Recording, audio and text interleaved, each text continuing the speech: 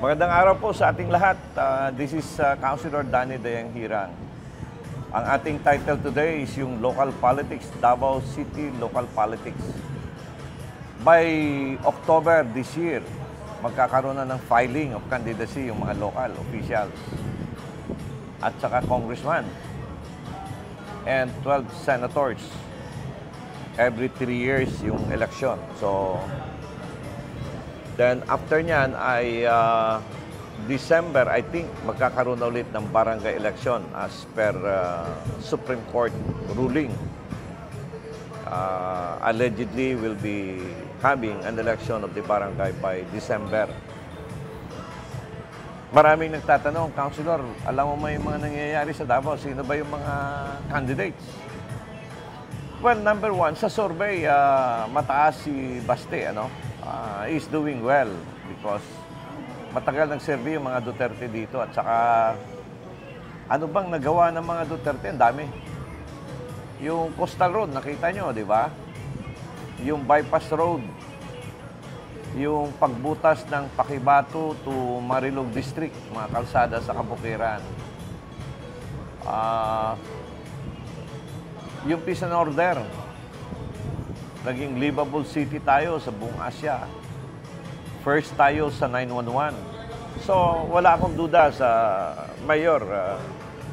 Duterte pa rin ang mayor. Sa vice mayor, we have Kitain also. Dahil malaki ang Davao, 186 barangay, malaki yung factor ng machinery sa mayor at sa vice mayor. Hindi ko pa kumpirmado yung mga lalaban, no? Yung pinag-usapan na natin, yung mga incumbent. Sa councilor, 8 yan, pipiliin. No? There are 8. First, second, and third. We are 24 councilors. Again, ang mga tao nagtatanong, Councilor, are you running? Sabi ko, number one is, depende sa situation. Sa politics kasi hindi natin alam kung anong mangyayari. But, nandyan tayo sa politics, pula. Nung natalo ako ng congressman, tumulong pa rin tayo sa 2nd District. Ano yung mga nagawa natin? Pinaluat natin yung water. Ngayon, nandyan na yung water. Bulk water. Tayo nakiklaban yan, matagal. Ang dami tayong natulungan na housing. Yung Balikatan, ang daming na-foreclose. Nakipaglaban tayo doon, maraming bahay ang nasave. Yung programa sa environment, tayo yung nag-pass ng ordinance, banning mining in the city. Ngayon, napakaganda ng Pakibato, may development, Marilog, but we maintain also the environment. So, hindi ko po alam kung anong posisyon ang tatakbuhan natin. Depende yan sa situation. But, my position long time ago, kung sino yung nanalo, tulungan natin. Kasi pag hindi na tayo sumunod sa rules, hindi tayo sumunod sa batas, walang mangyayari sa atin. So anong kung ibig sabihin? Tulungan natin yung mga nanalo. Mayor Baste, Vice Mayor Kitain, sa 2nd District, tulungan ninyo si Congressman Garcia. Anyway, darating man din yan ng panahon. I think he is doing well also. You have 1st District, Congressman Pulong, Congressman Ungab. Yung mga barangay official, pagka panalo, tapos na.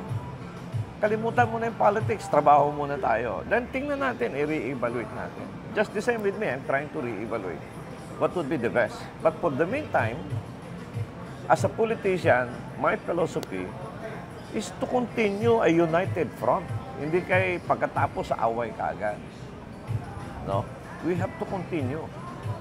Anyway, may election naman eh. Ang importante, tulungan muna natin dyan.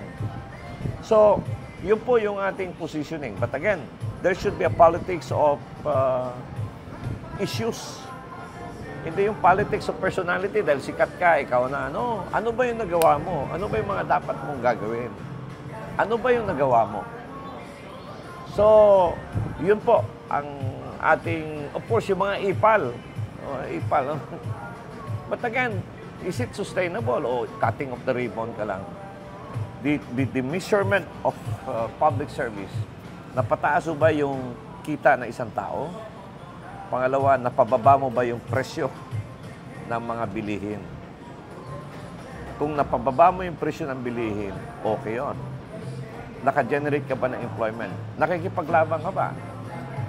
Yung mga kasama mo ba tinulungan nung inaaway sa Kongreso o sa Senado?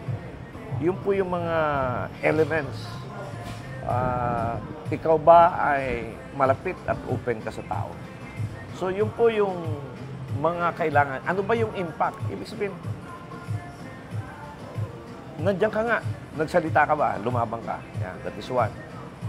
So, very important yan. Kaya isa sa naisip natin, dahil pwede tayong mag-articulate, pwede tayong magsalita. Nag-try tayo sa Congress, but hindi natin nakuha. But we will see in the coming days.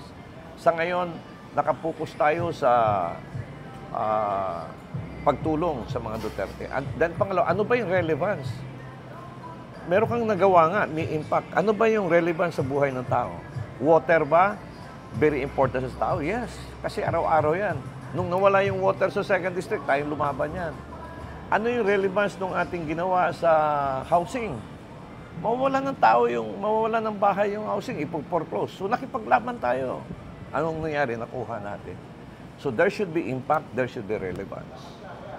Then, of course, political unity is very important. And I can sense in the city of Davao, everything is relevance in terms of infrastructure, in terms of manner of governance. Relevance, impact is very important. Then, you have also to do some feedback mechanism. In what way? So, may consultation ka. And the process of consensus and consultation building.